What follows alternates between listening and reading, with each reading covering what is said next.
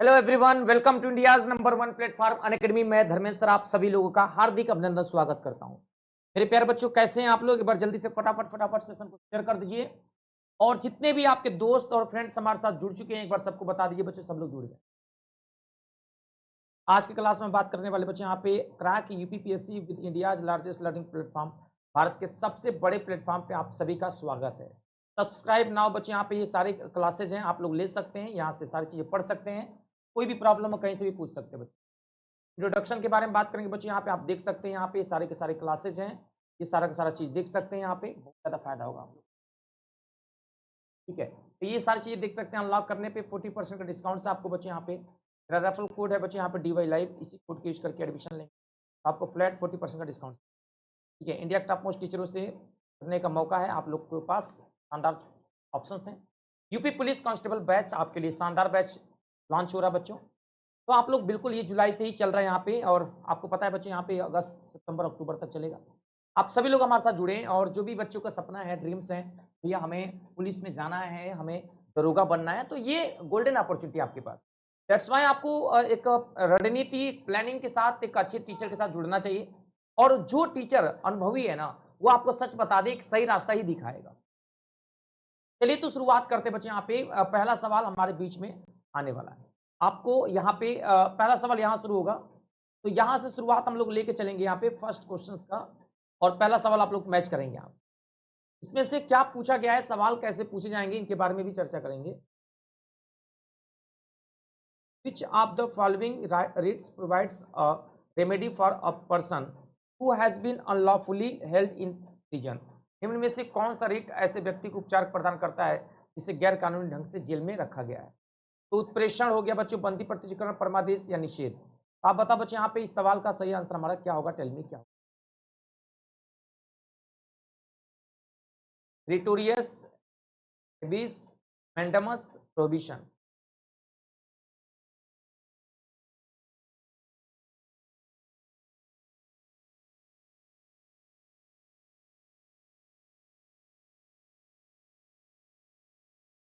तो बच्चों इस सवाल का आंसर हो जाए हैबियस कॉर्पस, आंसर होगा बच्चे, यहाँ पे आंसर होगा हैबियस कॉर्पस, यानी बी आंसर होगा, प्रेषण जिसको हम लोग बोलते हैं।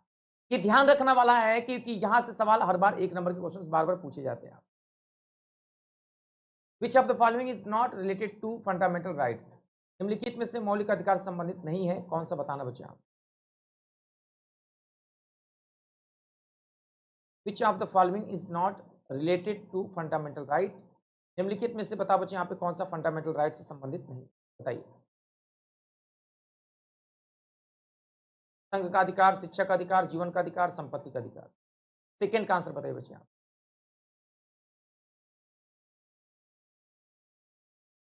संपत्ति का अधिकार नहीं बच्चों, राइट टू प्रॉपर्टी इसमें नहीं है, ध्यान रखना बच्चे आप, क्योंकि बच्चों ये अब पहले 44 आर्टिकल में था, है ना। 44 पहले आर्टिकल 31 में था, फिर इसमें 44 अमेंडमेंट हुआ, और 1978 में इसको हटा दिया गया।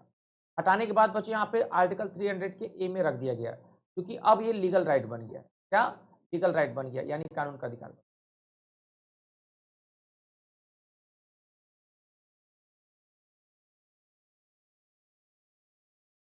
तीसरे सवाल का आंसर बता बच्चे, यहाँ पे क्या होगा?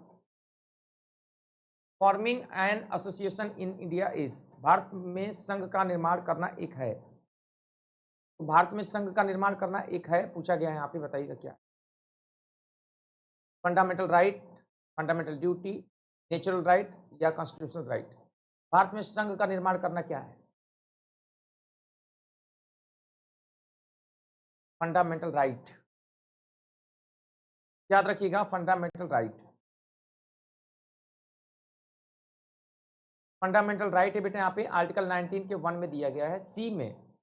देखिए अगर हम बात करें 19 में ना, तो 19 में क्या क्या बातें बोली गई मैं बता दूं। इसमें बोला गया राइट टू एक्सप्रेस, बोलने की स्वतंत्रता दी गई है, राइट टू एक्सप्रेस, बोलने की स्वतंत्रता।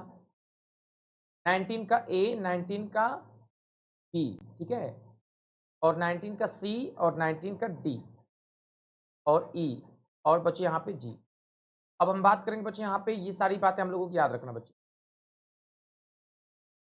अब आपसे पूछा जाएगा, बताइएगा इसमें कौन सा आंसर हमारा सही है, ये कौन सा आंसर। 19 के ए में क्या बचे यहाँ पे, राइट टू एक्सप्रेस यानी बोलने की स्वतंत्रता दी गई है।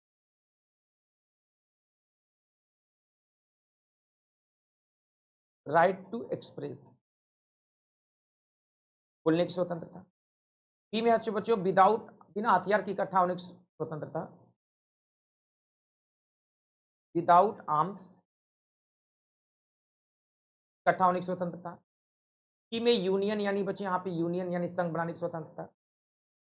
टी में दिया बच्चे यहाँ पे अराइवल, क्या दिया बेटा बोलो, अराइवल आवागमन की स्वतंत्रता। टी में दिया बच्चे इस्टेब्लिश, क्या दिया बच्चे यहाँ पे इस्टेब्लिश, इस्टेब्लिश का मतलब होता है निवास की स्वतंत्रता। टी में दिया बच्चे यहाँ पे रोजगार, है ना, टी में दिया बच्चे यहाँ पे रोजगार, रोजगार की स्वतंत्रता। ट्रेड, ट्रेड मतलब रोजगार होता है यहाँ पे, है ना। एफ में संपत्ति के अधिकार को हटा दिया गया था।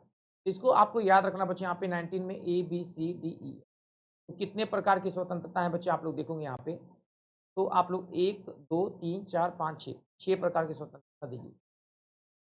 तो 19 में 6 चीजें आपको याद रखनी है, यहाँ पे बहुत ज्यादा फायदेमंद हो जाएगा सारी चीजें।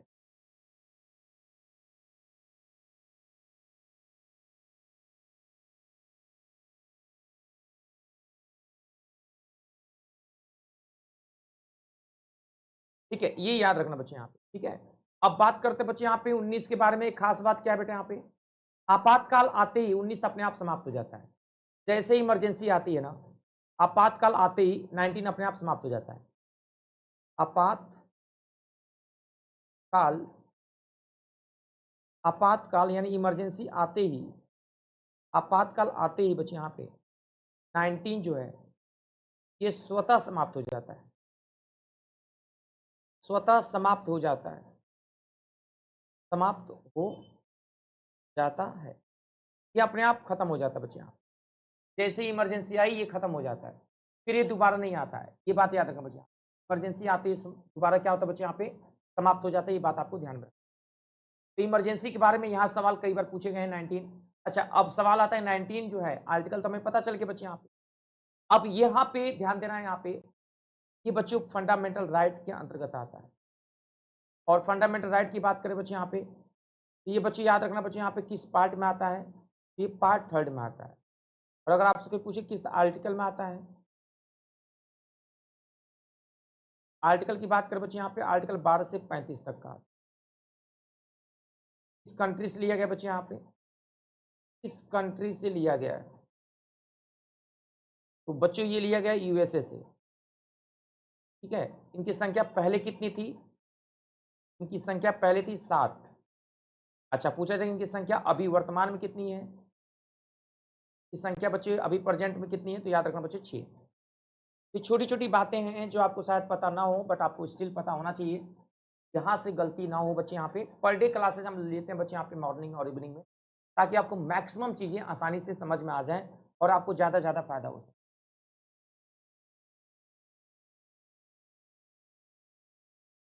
ठीक है, मैं साइड में हट जा रहा हूँ, इसको नोट डाउन कर लीजिए। हेलो, कहाँ क्या हुआ,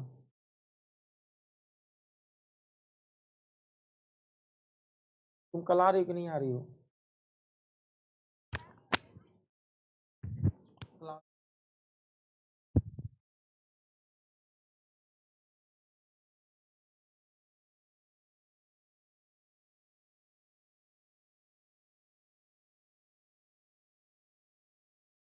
तुम जा रहे हो,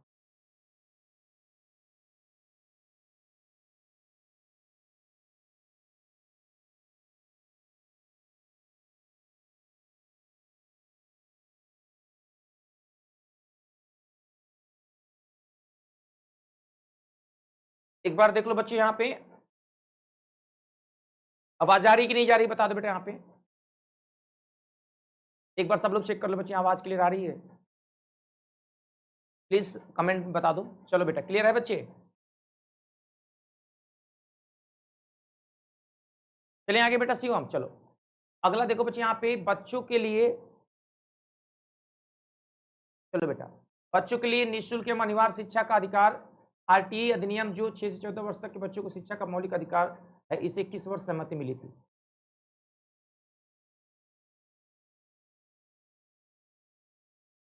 बता बेटा। चौथे सवाल का आंसर बता बच्चे मेरे, क्या होगा?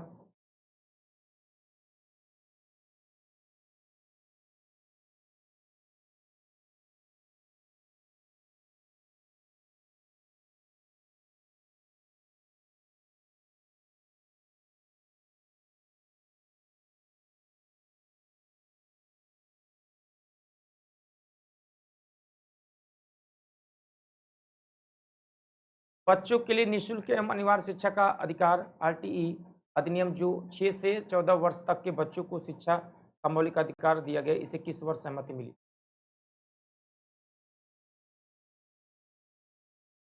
2009 में, याद रखना बच्चों।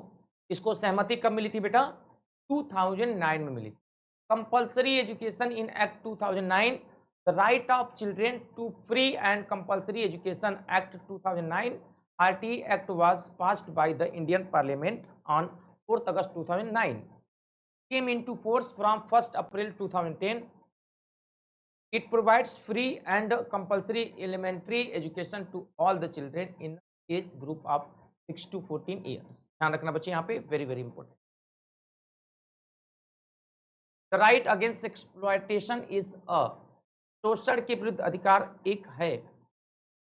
कॉन्स्टिट्यूशनल राइट, संवैधानिक अधिकार, मेथड राइट, विधि अधिकार, फंडामेंटल राइट, मौलिक अधिकार, लीगल राइट, विधिक अधिकार। बताओ बच्चे यहाँ पे कहाँ पे एरर लग रहा है? बच्चे यहाँ पे पांचवें वाले सवाल में कहाँ पे लग रहा है?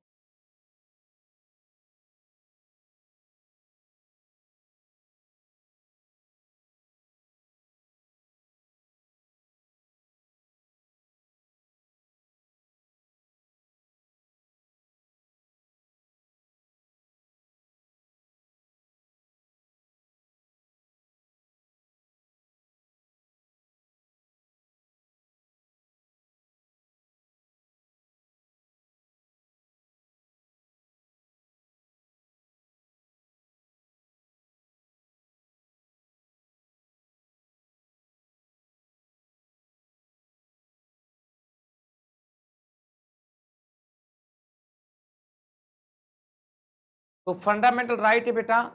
अच्छा बताओ, शोषण के विरुद्ध अधिकार किस आर्टिकल में दिया गया है? ये आर्टिकल 23 में है और आर्टिकल 24 में है।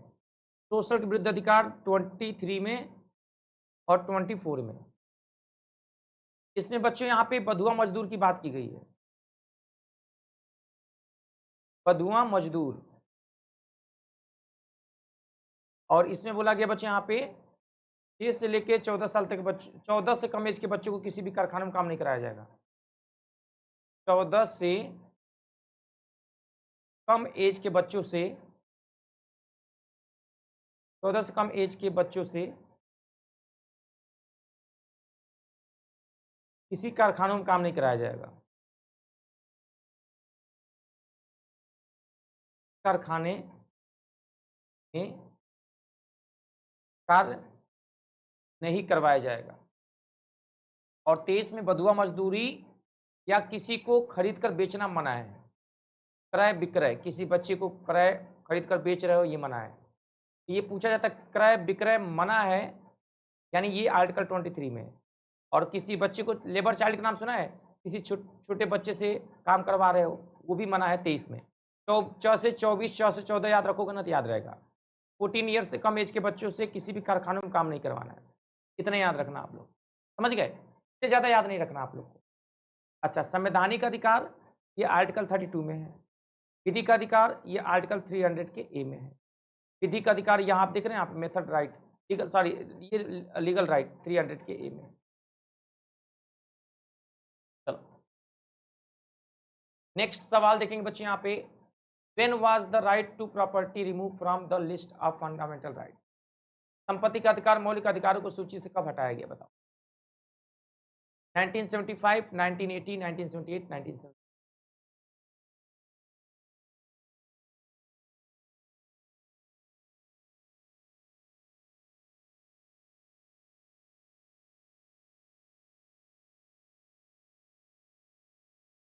चलिए जल्दी से आंसर बताइए बच्चे, यहाँ पे क्या होगा इसका फटाफट।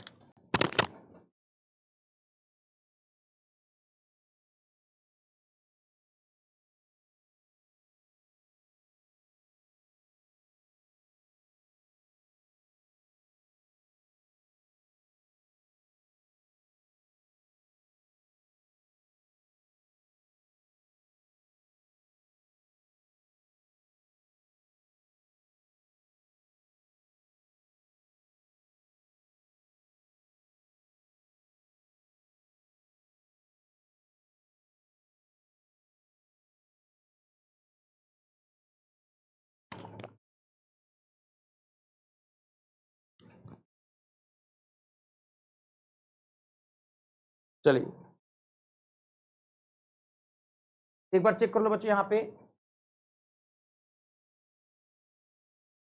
चलिए तो 1977 आंसर होगा बच्चे, यहाँ पे सवाल का आंसर रखना बच्चे यहाँ पे 19। नेक्स्ट सॉरी 1978, 1978 बेटा 1978, ये 7 गलत है।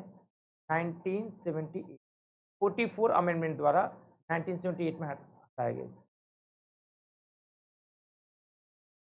चलिए अगला सवाल दीजिए बच्चे जवाब।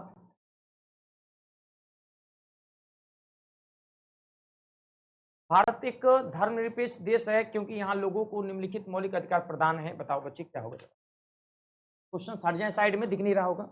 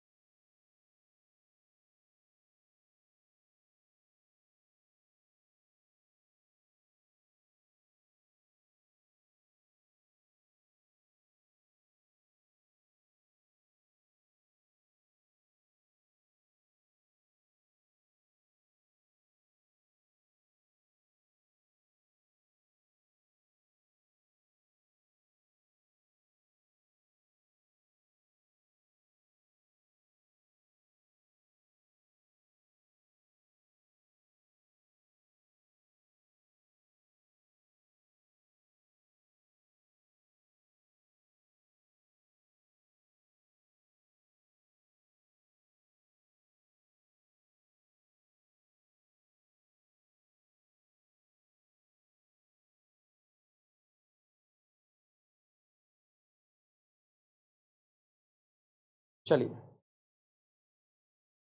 अब देखो बच्चे यहाँ पे कौन सा आंसर लग रहा है आप लोगों को।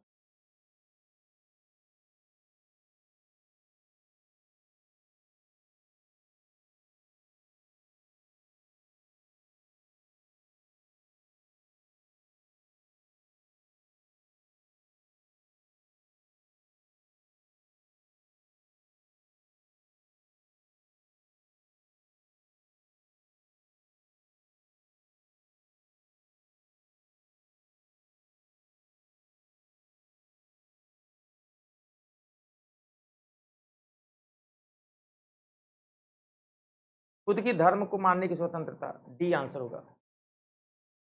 डी होगा, सही है।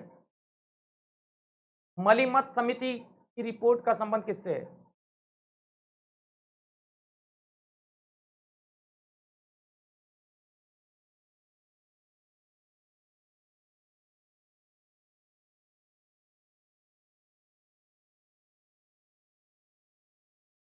मलिमत समिति की रिपोर्ट का संबंध किससे है।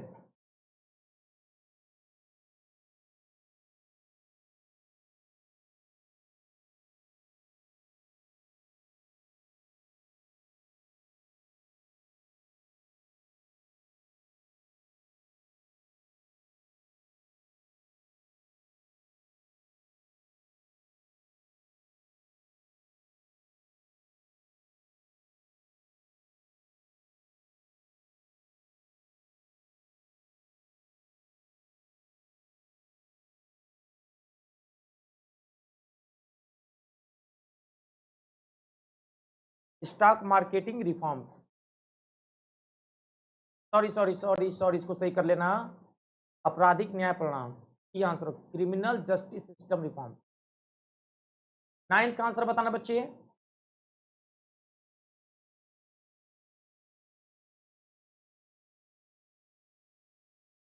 अच्छा बताओ बेटा यहाँ पे आंसर क्या होगा बच्चे? यहाँ पे भारत सरकार द्वारा गठित किन पैनल ने चीनी उद्योग के पूर्ण कंट्रोल की सलाह दी थी? 9th का आंसर बताओ। सिद्धू तुम हमसे पढ़े हो कभी? तू बता बेटा, हमसे क्लास की हो आप?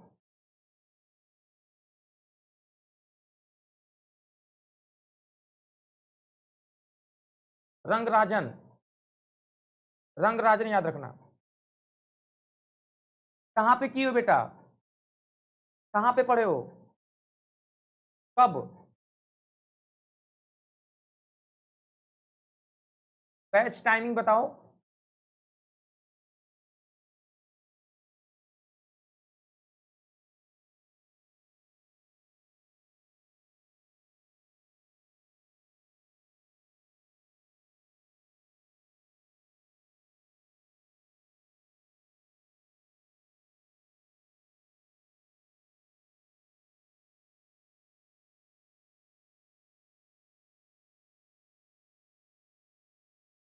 चलिए आंसर करिए।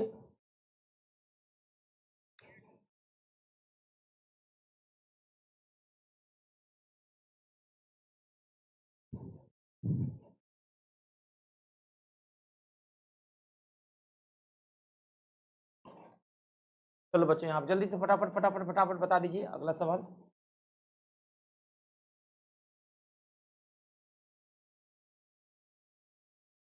क्वेश्चन नंबर 10 का आंसर बताओ बच्चों, यहाँ पे क्या होगा?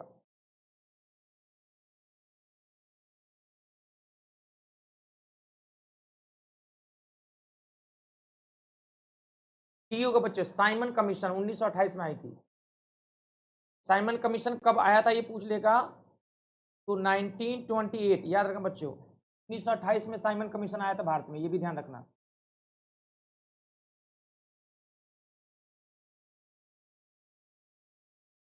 ग्यारह वाले एक सवाल का आंसर बताओ बच्चे, क्या होगा? निम्नलिखित में से कौन सी संसदीय समिति राज्यसभा से कोई सदस्य नहीं बनाती? प्राक्कलन समिति, याचिकाओं पर समिति, सार्वजनिक उपक्रम समिति, लोक लेखा समिति। बता बेटा इस सवाल का जवाब क्या होगा बच्चे? सब लोग जल्दी से आंसर करें, फटाफट फटाफट बताइए बच्चे, यहाँ पे क्या होगा जवाब?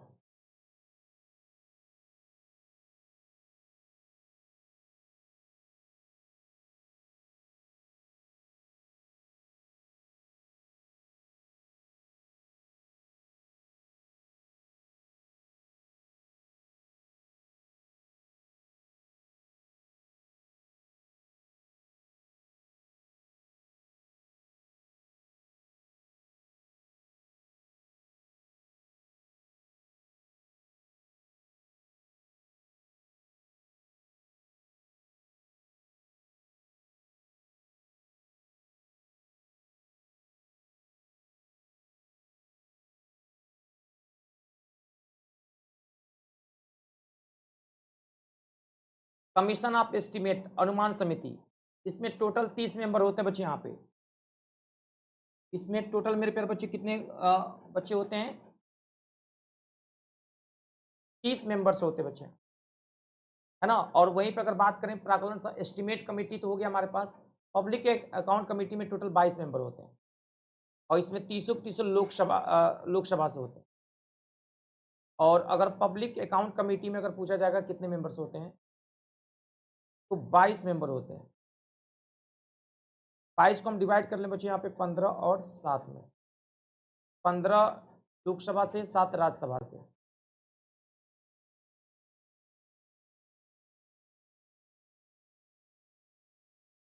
Good evening. चलिए सभी लोग आंसर दीजिए बच्चे अगले सवाल में। निम्न में से किस समिति ने मौलिक कर्तव्यों को शामिल करने की सिफारिश की थी?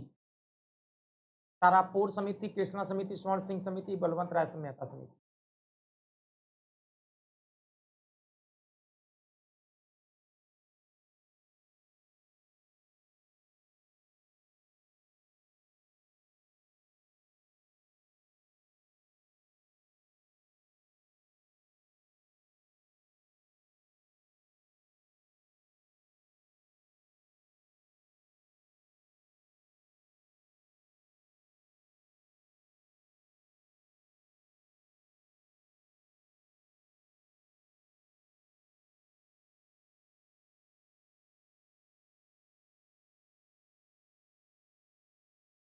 निम्न में से किस समिति ने मौलिक कर्तव्यों को शामिल करने की सिफारिश की थी?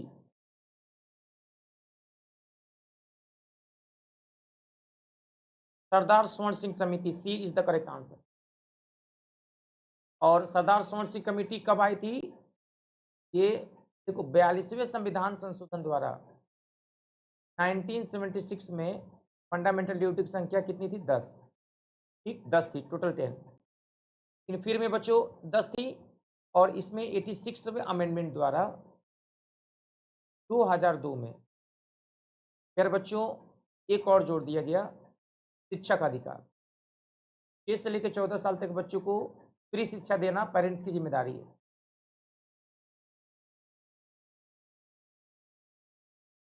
क्वेश्चन नंबर 13 का आंसर बताओ बच्चों, आप जल्दी से, क्या होगा?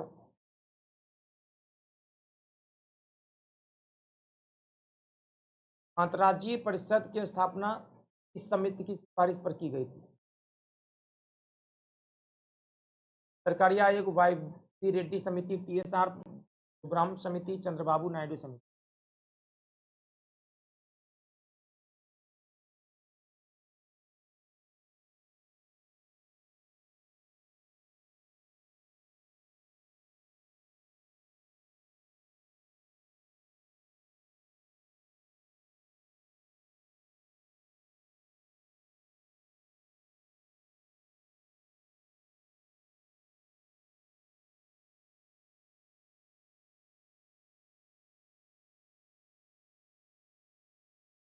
सरकारिया कमेटी याद रखना बच्चे यहाँ पे।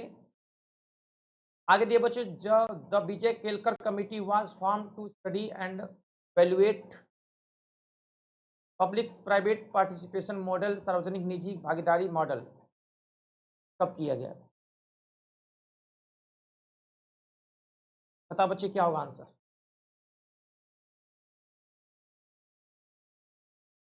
क्वेश्चन नंबर 14 का आंसर बता बच्चे, यहाँ पे क्या लग रहा है?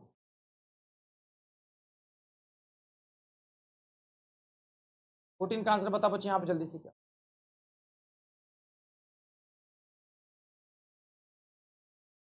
What would be correct answer, tell me. बच्चे ए आंसर होगा बेटा यहाँ पे, इस सवाल का सही आंसर बच्चे क्या होगा? ए।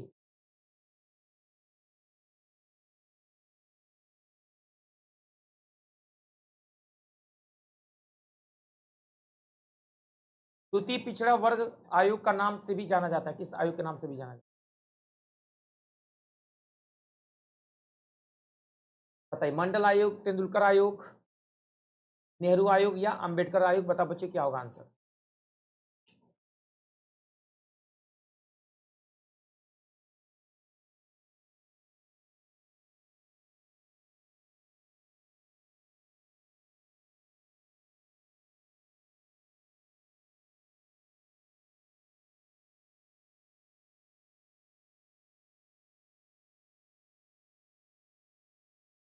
मंडल आयोग याद रखना बच्चे यहाँ पे, मंडल आयोग, A would be correct answer. Next सवाल है बच्चे यहाँ पे, विशिष्ट आवश्यकताओं और प्रक्रियाओं के लिए सुप्रीम कोर्ट द्वारा निर्धारित दिशा निर्देश है, इनका पालन पुलिस के किसी भी व्यक्ति को गिरफ्तार करने, हिरासत में लेने और करने के लिए किया जाता है? केसी राबर्टो दिशा निर्देश, DK बसु दिशा निर्देश, मेनका दिशा निर्देश, काका नीति? बता बच्चे क्या होगा जवाब? DK बसु गाइडलाइंस, याद रखना बच्चे यहाँ पे, DK Basu guidelines.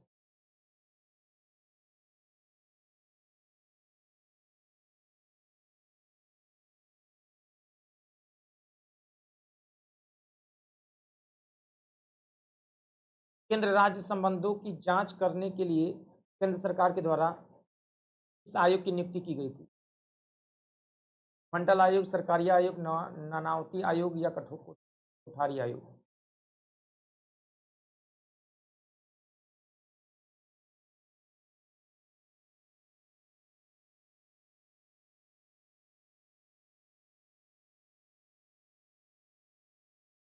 Sarkaria commission, ये बहुत इंपॉर्टेंट है, नोट कर लो बच्चे। सरकारिया आयोग यानी सरकारिया कमीशन आपके लिए बहुत ज़्यादा उपयोगी है, यहाँ से अक्सर प्रश्न बच्चों से गलत हो जाते हैं।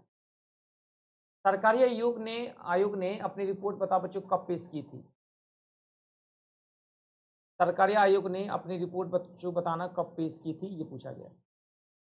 सरकारी आयोग ने अपनी रिपोर्ट कब पेश की थी, ये पूछा गया है। 1986, 1984, 1985, 1988। आप बताएं कब पेश की।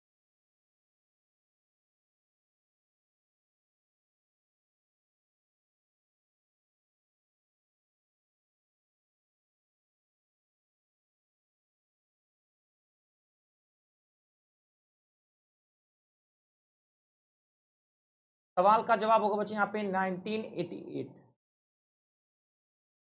क्या होगा बच्चे, बोलिए 1988। ध्यान रखना, बहुत ही प्यारा सवाल है, ध्यान रखना बच्चे मेरे।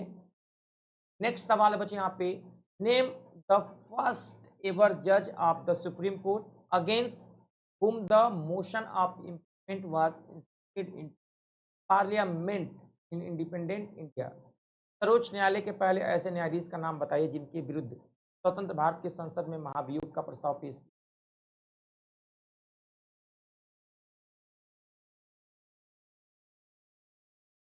Justice Biraswami, justice Ramaswami, justice Mahajan, justice Subba Rao.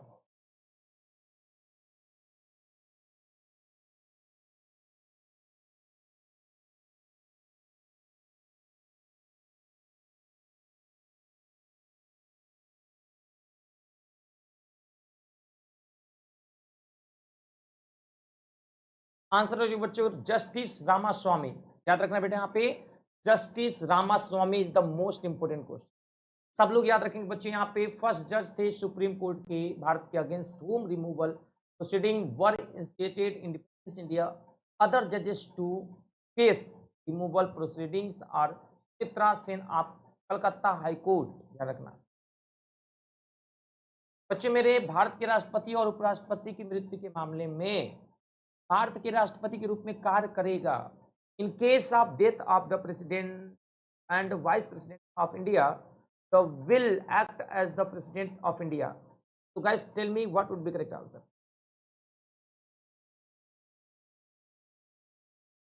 जल्दी से बताइएगा। Parliament chosen candidate, prime minister of India, chief justice of India, attorney general of India. बताइए क्या होगा जवाब।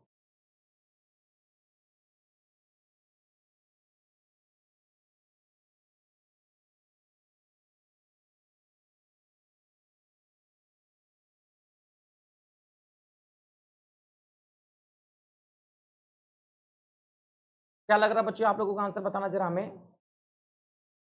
अंजलि, आंसर होगा बेटा यहाँ पे सी, चीफ जस्टिस ऑफ इंडिया। और शिवम का आंसर सही है, अंजलि का आंसर सही है, बहुत बढ़िया बेटा, बहुत बढ़िया। विवेक का भी आंसर सही रहा है, शिवम का भी सही है, बहुत बढ़िया बेटा। यदि भारतीय राष्ट्रपति इस्तीफा देना चाहते हैं तो वह को इस्तीफा देना सौंपेंगे। मान लो बच्चे यहाँ पे अगर वो इस्तीफा देना चाहते हैं बेटा, तो अपना इस्तीफा बताओ बच्चे यहाँ पे किसको देंगे, बताना जरा हमें। भारत के मुख्य न्यायाधीश को देंगे बेटा, भारत के उपराष्ट्रपति को देंगे, भारत के मुख्य न्यायाधीश को देंगे बेटा, या भारत के प्रधानमंत्री, किसको देंगे बताओ। अगर वो इस्तीफा देना चाहते हैं तो किसको अपना इस्तीफा देंगे, बताना।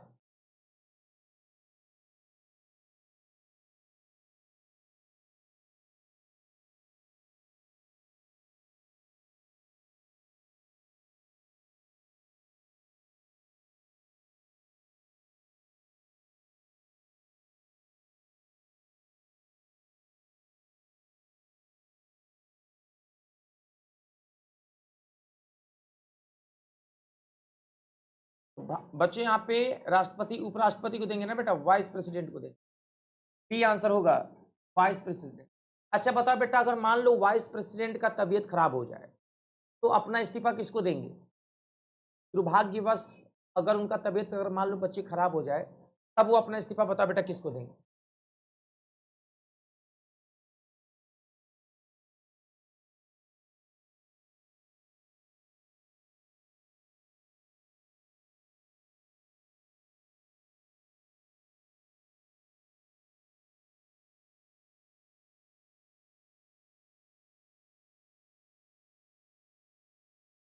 तब दे देंगे, वाइस प्रेसिडेंट अगर ना रहे तब पूछ रहे हैं। भाई किसी ना किसी को देना पड़ेगा ना, अगर मान लो वाइस प्रेसिडेंट ना रहे तब किसको देंगे? Chief justice of India. और अगर चीफ जस्टिस ऑफ इंडिया में ना रहे तो उनसे जो उच्चतम पद पे रहेंगे उनको देंगे।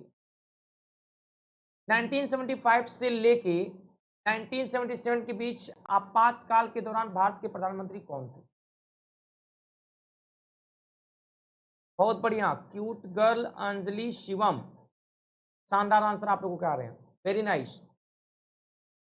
1975 से लेके बच्चों 1977 के बीच में इमरजेंसी के दौरान भारत के पीएम कौन थे? बताओ, बता बेटा। यहाँ पे बहुत बढ़िया, विवेक का भी आंसर सही आ रहा है, शानदार। 22 का आंसर बता बच्चे, यहाँ पे क्या होगा?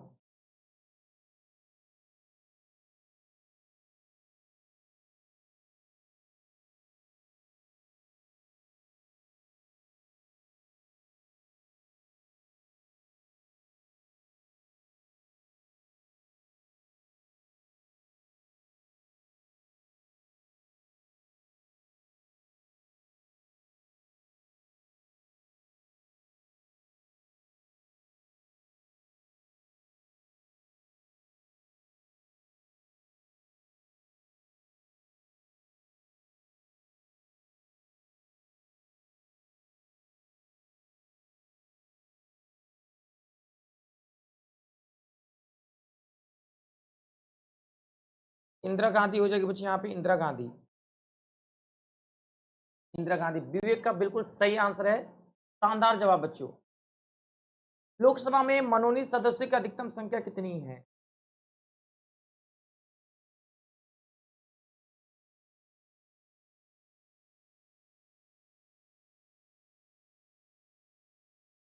एक ऑप्शन नन भी है, ध्यान से सुनना मेरे प्यारे बच्चों, एक ऑप्शन बेटा नन भी है ना। तो आप हमें बताना बच्चे, यहाँ पे क्या लगेगा आंसर?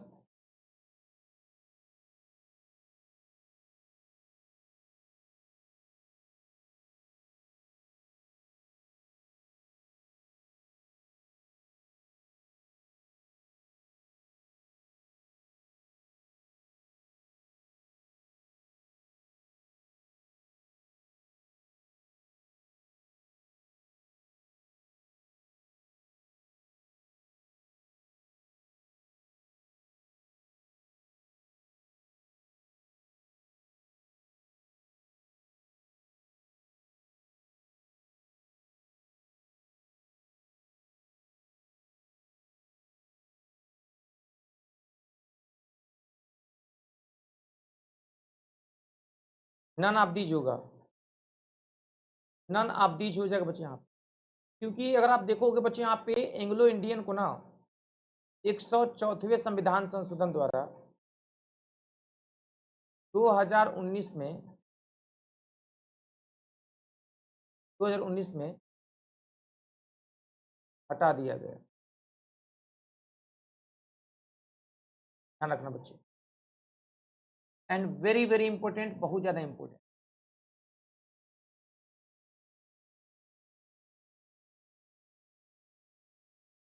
ट्वेंटी फोर का आंसर बता बच्चे, यहाँ पे जल्दी से क्या होगा?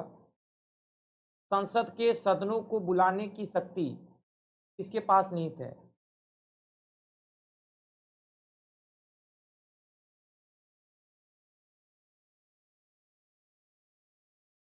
संसद के सदनों को बुलाने की शक्ति बता बच्चे, किसके पास निहित है? बताना।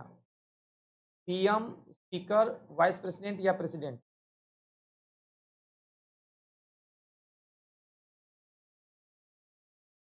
प्रेसिडेंट के पास होता है पावर बच्चे, यहाँ पे ध्यान रखना। प्रेसिडेंट के सारा पावर अगर पूछा जाएगा बच्चों ना, तो याद रखना आप लोगों को, प्रेसिडेंट याद रखना है, राष्ट्रपति।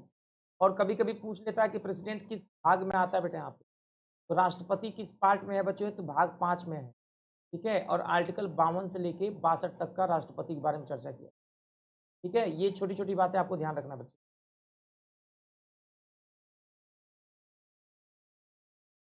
भारत की संसद में सम्मिलित हैं, the parliament of India consist of.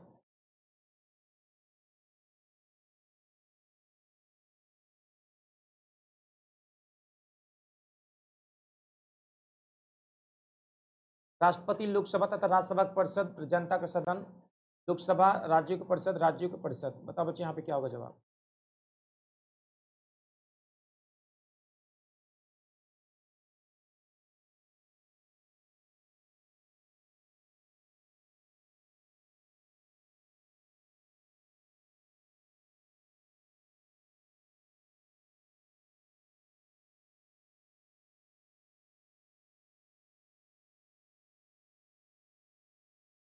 Bharat के संसद में बताओ बच्चों क्या क्या सम्मिलित है, बताओ बेटे आप,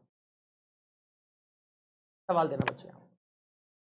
तो भारत के संसद में एक देखो, भारत के संसद के बारे में अगर पूछा जाए बेटा यहाँ पे ना, देखो भारत का जो संसद है, पार्लियामेंट जिसको, तो ये आर्टिकल 79 में है, याद रखना पहली बात, ठीक है।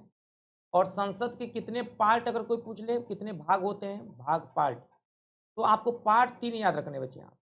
तो पार्ट में 3 चीजें आ जाती हैं, एक तो लोकसभा आ जाता है, और एक तो राज्यसभा आ जाता है, और तीसरा प्रेसिडेंट भी आ जाता है। और अगर पूछा जाए कितने अंग हैं, हाउसेज कितने हैं, तो संसद के 2 हाउसेज हैं, एक लोकसभा और एक राज्यसभा। हाउसेज अगर पूछेगा तो 2, और अगर पार्ट पूछेगा तो 3।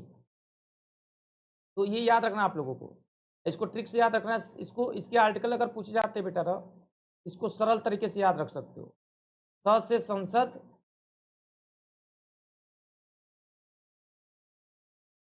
79,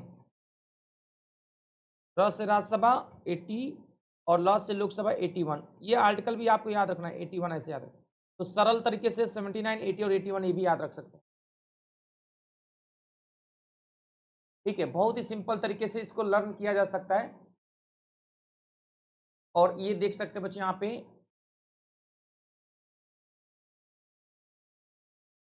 निम्न में से किसे लोकप्रिय कक्ष कहा जाता है? विच of the following is called the popular chamber? Popular chamber किसको कहा जाता है बताएं।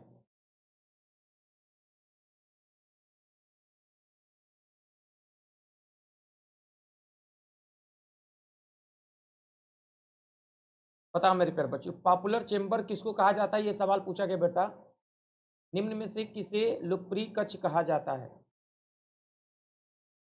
बहुत ही प्यारा सवाल है। स्टेट असेंबली, राज्यसभा, लोकसभा, ग्राम सभा, क्या लग रहा है बच्चे यहाँ पे? 26 का आंसर आप लोग बताने की कोशिश करें। अंजलि क्यूट गर्ल, क्या लग रहा है बच्चे?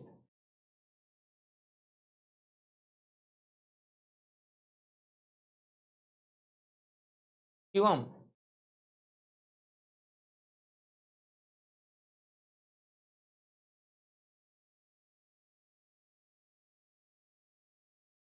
तो यहाँ पे अगर पूछा जाए बेटा, यहाँ पे क्या लग रहा है निम्न में से लोकप्रिय कक्ष कहा जाता है, ये पूछ रहा है ना बेटा। तो लोकप्रिय सदन, पॉपुलर चैम्बर, अब ऐसे याद रखें बच्चों, लोकसभा को कहा जाता है।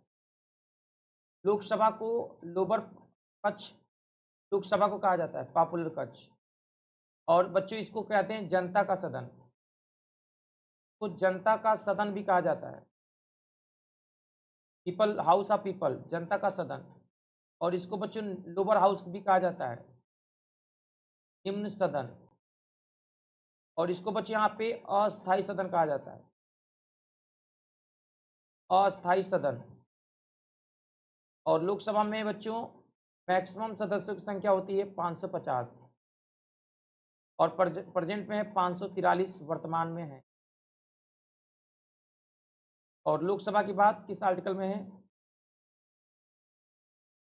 आर्टिकल 81 में। तो छोटी छोटी बातें आपको याद रखनी है ताकि पेपर में अच्छा स्कोर कर सकें आप लोग। प्यारे बच्चों, राष्ट्रपति के चुनाव से संबंधित सभी विवादों एवं शंकाओं की जांच करने एवं निर्णय लेने की शक्ति किसमें निहित है, ये बताइए। राष्ट्रपति के चुनाव से संबंधित सभी विवादों एवं शंकाओं की जांच करने एवं निर्णय लेने की शक्ति, लोकसभा अध्यक्ष, भारत के प्रधानमंत्री, सर्वोच्च न्यायालय, या बच्चों चुनाव आयोग?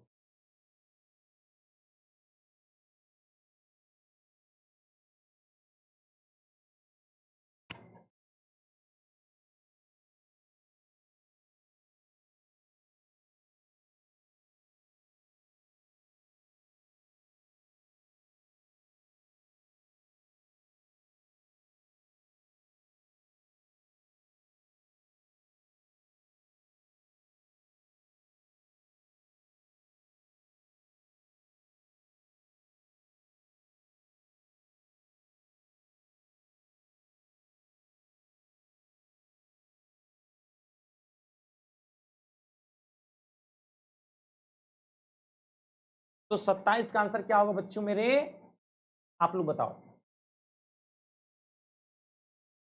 आंसर होगा बच्चे यहाँ पे द सुप्रीम कोर्ट। सभी लोग सेशन को लाइक करके शेयर कर दें, जो लोग भी क्लास को देख रहे बच्चे यहाँ पे याद रखना है। अच्छा बता बेटा, the presides over the joint sitting of the two houses of parliament. संसद के दोनों सदनों की संयुक्त सत्र की अध्यक्षता करता कौन है, ये बताओ भाई। उनकी अध्यक्षता कौन करता है ये तो बताओ। प्राइम मिनिस्टर करते हैं, the speaker of the Lok Sabha करते हैं, तो वाइस प्रेसिडेंट करते हैं, या प्रेसिडेंट करते हैं, ये बताओ बच्चे आप। बहुत प्यारा सवाल है।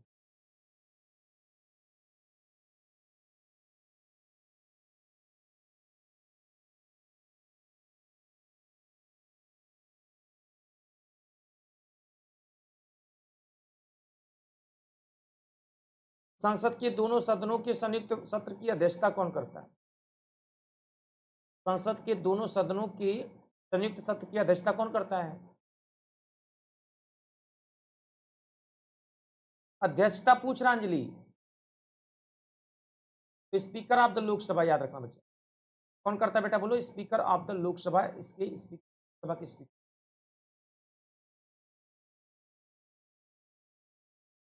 भारतीय संविधान की आर्टिकल 103 के तहत लोकसभा की एक बैठक के लिए कार्य साधक गणपूर्ति सदन के सदस्यों की कुल संख्या की कितनी होनी चाहिए?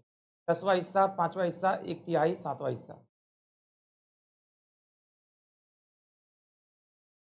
29 का आंसर बता बच्चे।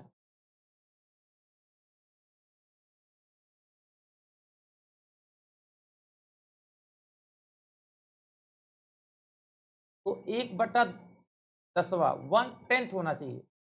गणपूर्ति जो होता है बेटा यहाँ पे 1/10 हिस्सा होता है, ध्यान रखना है, इंपोर्टेंट है ये। 1/10वां याद रखना बच्चों, गलत ना हो बेटा। अच्छा बताओ बच्चे यहाँ पे, the first session of the first Lok Sabha commenced on, मतलब प्रथम लोकसभा का पहला सत्र कब शुरू हुआ था, ये सवाल है। प्रथम लोकसभा का प्रथम सत्र कब शुरू हुआ था? 26 जन 1950, 15 अगस्त 1947, 15 अगस्त 1951, 13 मई 1952। बताओ।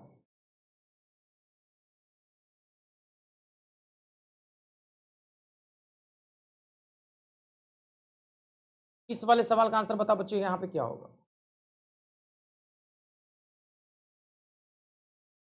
13 मई 1952, 13 मई 1952। अगला सवाल बच्चों, आज का क्लास कैसा लगा आप लोगों को?